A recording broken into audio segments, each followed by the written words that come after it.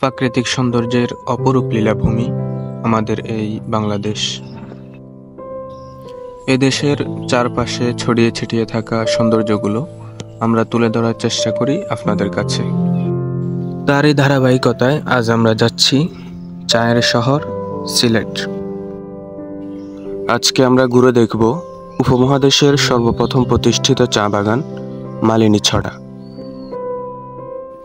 এরপর আমরা চলে যাব মেঘালয় রাজ্যের কুলগেশে গড়ে ওঠা বাংলার কাশ্মীর খ্যাত বোলাগঞ্জ সাদা পাথর। আর দিনের শেষ অংশে আমরা চলে যাব বাংলাদেশের মিঠা পানির একমাত্র জলাবন রাতারগুল। তো আর দেরি না করে শুরু করা যাক আমাদের আজকের সফর। আমাদের আজকের সফরটি শুরু হতে যাচ্ছে ফেনী রেলওয়ে স্টেশন থেকে, কারণ আমরা সিলেট যাচ্ছি ট্রেনে করে।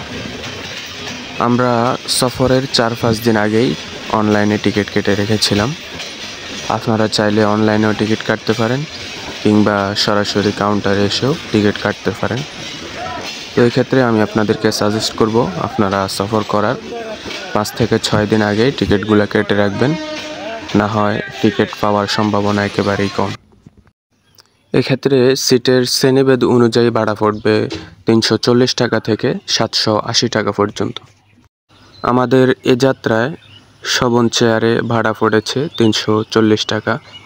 আমাদের ট্রেন উদয় এক্সপ্রেস ফেনী থেকে ছেড়েছে রাত 11টা 10 মিনিটে। সব কিছু ঠিক থাকলে ইনশাল্লাহ আমরা ভোর 5টা 30 মিনিটে সিলেটের মাটিতে নামব। বন্ধুরা, ফাইনালি আমরা সিলেট চলে এসেছি। দেখতে পাচ্ছেন ভোরের আলো দেখা যাচ্ছে ট্রেনের জানালা দিয়ে। আমরা একটু পরেই সিলেটের মাটিতে পা রাখবো ইনশাল্লাহ। আলহামদুলিল্লাহ, অবশেষে আমরা সিলেটের মাটিতে পা রাখলাম। এখন আমরা একটি মসজিদ তালাশ করতেছি, কারণ আমরা ট্রেনে ফজরের নামাজটি পড়তে পারি নাই। বন্ধুরা, আমরা স্টেশনের আশপাশে কোনো মসজিদ না পেয়ে সিদ্ধান্ত নিয়েছি আমরা ফজরের নামাজ হযরত শাহজালাল রহমতুল্লাহের মাজারে গিয়ে আদায় করে নেব। তাই আমরা একটা সিএনজি রিজার্ভ করে রওনা দিয়েছি।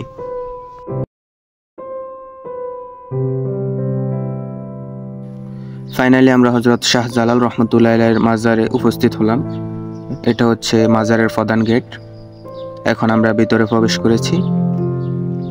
দেখতে পাচ্ছেন এটা হচ্ছে মাজারের ভিতরের অংশ। খুব সকালেই অসংখ্য মানুষের আনাগোনা বেড়েছে মাজারে, দেখতে পাচ্ছেন। মাজারে আসলে দেখতে পাবেন অনেকগুলো কবুতর। এগুলোকে মানুষ খাবার দিচ্ছে। তাদের বিচরণ দেখে মনের মধ্যে অন্যরকম এক প্রশান্তি ফিল হয়। মাজারের উত্তর পাশে একটি ছোট পুকুর রয়েছে, যে পুকুরে কিছু পুরাতন গজারু মাছ রয়েছে, যেগুলোর সাইজ অনেক বড় বড়, যেগুলো দেখার জন্য অসংখ্য মানুষ ভিড় করে আছে সেখানে। দেখতে পাচ্ছেন মাজারের মসজিদ, মসজিদের পাশে রয়েছে মাজারের প্রবেশপথ। আমরা এখন মাজারের ভিতরে যাচ্ছি জিয়ারত করার জন্য। তবে আমরা এখানে এসে সাধারণ মানুষের কিছু কাজ দেখে একটু বেশি হতাশ হয়েছি। যে সকল কাজ শিরকের অন্তর্ভুক্ত। কবরের নিকট গিয়ে কোনো কিছু প্রার্থনা করা, এটা সম্পূর্ণ শিরিক। আমরা যা কিছু প্রার্থনা করব একমাত্র আল্লাহর নিকট। তো বন্ধুরা, অনেকক্ষণ ঘোরাঘুরির পর এবার আমাদের বিদায়ের পালা। আমরা হযরত শাহজালাল রহমতুল্লাহের মাজারকে বিদায় জানিয়ে আমরা রওনা করেছি আমাদের দ্বিতীয় স্পটের দিকে। এখন আমাদের সর্বপ্রথম কাজ হচ্ছে নাস্তার পর্বটি শেষ করা। এরপর আমরা পুরো দিনের জন্য একটি লেগুনা ভাড়া করে আমাদের স্পটগুলো ঘোরা শুরু করবো ইনশাআল্লাহ। ফাইনালি আমরা একটা লেগুনা রিজার্ভ করে ফেললাম, যার ভাড়া পড়েছে 2200 টাকা। আপনারা আসলে অবশ্যই 2000 থেকে 2500 টাকার ভিতরে গাড়ি ভাড়া করবেন, এর বেশি দিবেন না। তো আমরা এখন রওনা দিয়েছি আমাদের সিলেট ট্যুরের দ্বিতীয় স্পট, উপমহাদেশের সর্বপ্রথম প্রতিষ্ঠিত চা বাগান মালিনীছড়ার উদ্দেশ্যে।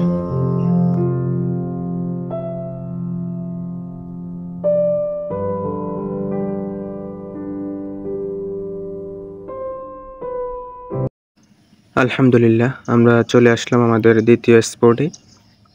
এখানে আমাদেরকে এন্ট্রি ফি দিতে হয়েছে জনপ্রতি 20 টাকা করে।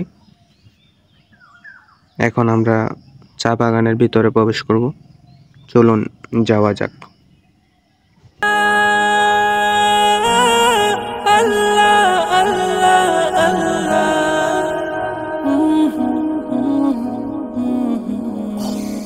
हरदम अल्लाह अल्लाह कर, नूर से अपना सीना भर। हरदम अल्लाह अल्लाह कर, नूर से अपना सीना भर। जिए तो उसका हो कर जिए, मरे तो उसका हो कर मर। अल्लाह अल्लाह अल्लाह कर, अल्लाह अल्लाह अल्लाह कर, अल्लाह अल्लाह अल्लाह कर। বন্ধুরা, দেখতে পাচ্ছেন আমার দুইজন ফ্রেন্ড। তারা একজন হচ্ছে প্রফেশনাল ইউটিউবার, সে আন ইউটিউবারকে দেখিয়ে দিচ্ছে কিভাবে শ্যুট নেবে। সে ইউটিউবের জন্য ভিডিও তৈরি করতেছে, আর অপর ভাই শ্যুট নিতেছে।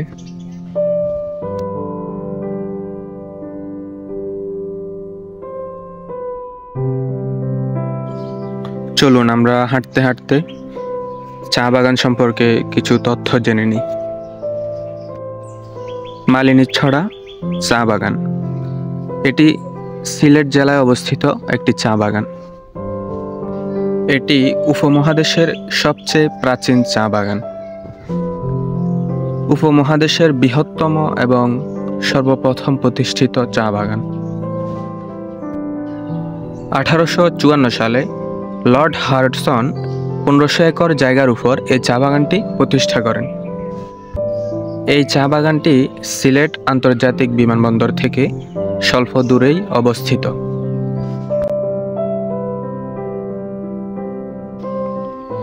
যেদিকে তাকাই শুধু সবুজে ঘেরা চা বাগান চা বাগান। চা বাগানটি আসলেই অনেক সুন্দর, যা আপনাকে বলে বোঝানো সম্ভব নয় যদি আপনি চা বাগানে না আসেন। বন্ধুরা, অনেকক্ষণ তো ঘোরাঘুরি করলাম, এবার আমাদের চা বাগানকে বিদায় জানানোর সময় হয়ে এসেছে। এখন আমরা রওনা করেছি আমাদের সিলেট ট্যুরের তৃতীয় স্পট ভোলাগঞ্জ সাদা পাথরের উদ্দেশ্যে।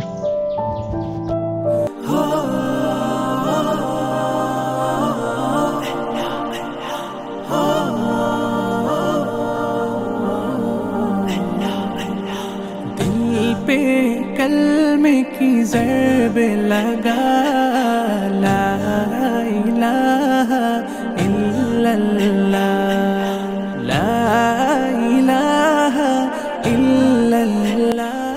আলহামদুলিল্লাহ বন্ধুরা, ফাইনালি আমরা আমাদের তৃতীয় স্পটে চলে আসলাম। দেখতে পাচ্ছেন, এখান থেকে আমরা ইঞ্জিল চালিত নৌকাগুলা ভাড়া করে আমরা মূল স্পটের দিকে যাব ইনশাল্লাহ।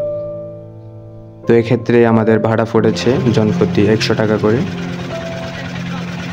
এবং সময় লাগতে পারে 20 থেকে 25 মিনিট। এরপর আমরা মূল স্পটে পা রাখবো ইনশাল্লাহ। আপনারা যদি সাদা পাথরের এরকম অসাধারণ দৃশ্য দেখতে চান, তাহলে অবশ্যই আপনাকে বর্ষাকালে আসতে হবে। বর্ষাকালে পানির পরিমাণ একটু বেশি থাকে অন্যান্য মৌসুম থেকে।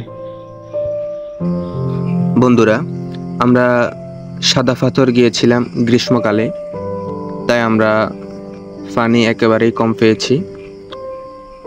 তো আপনারা যদি সাদা পাথর আসেন, তাহলে আমি আপনাদেরকে সাজেস্ট করব যে আপনারা অবশ্যই বর্ষাকালে আসবেন, কারণ বর্ষাকালে পানির পরিমাণ একটু বেশি থাকে, তখন ভরপুর এনজয় করা যায়। আর যদি গ্রীষ্মকালে আসেন, তাহলে পানির এই অবস্থা দেখতে পাবেন।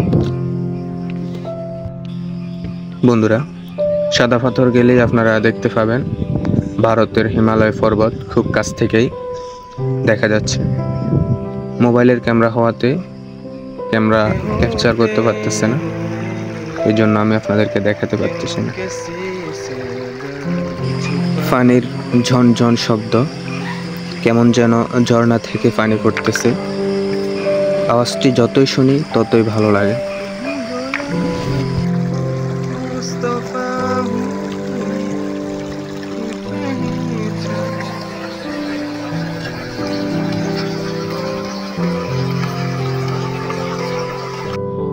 জীবন আসলেই অনেক সুন্দর যদি আপনি তা সুন্দরভাবে উপভোগ করতে পারেন।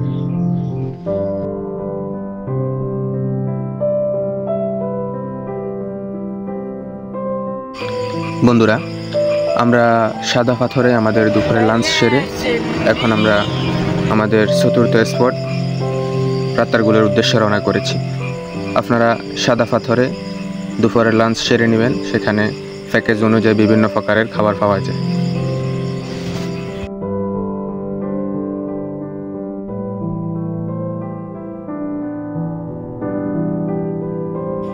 আলহামদুলিল্লাহ, ফাইনালি আমরা চলে আসলাম আমাদের সিলেট সফরের সর্বশেষ স্পট রাতারগুলে।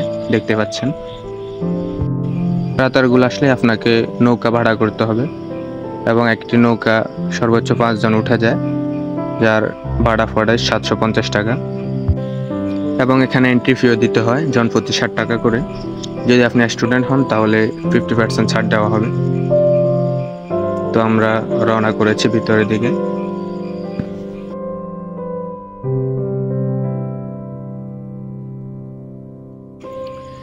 বন্ধুরা, রাতারগুল আসলে আপনাদেরকে সাজেস্ট করব বর্ষাকালে আসবেন।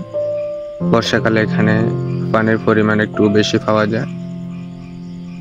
আমরা গ্রীষ্মকালে যাওয়াতে দেখতে পাচ্ছেন পানি একেবারেই কম।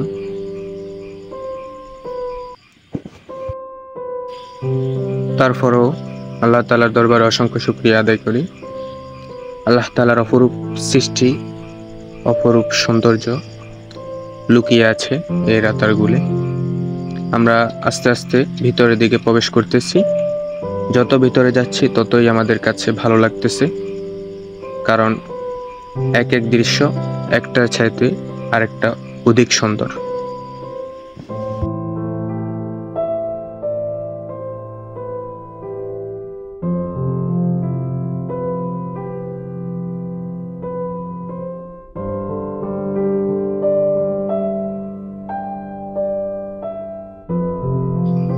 এটি হচ্ছে রাতারগুলের ওয়াচ টাওয়ার। এর উপর থেকে পুরো বনটাকে সুন্দরভাবে দেখা যায়, কিন্তু এটা ঝুঁকিপূর্ণ হওয়ার কারণে সরকারিভাবে এটাতে ওঠা নিষেধ করে দিয়েছে, তাই আমরা উঠতে পারি নাই।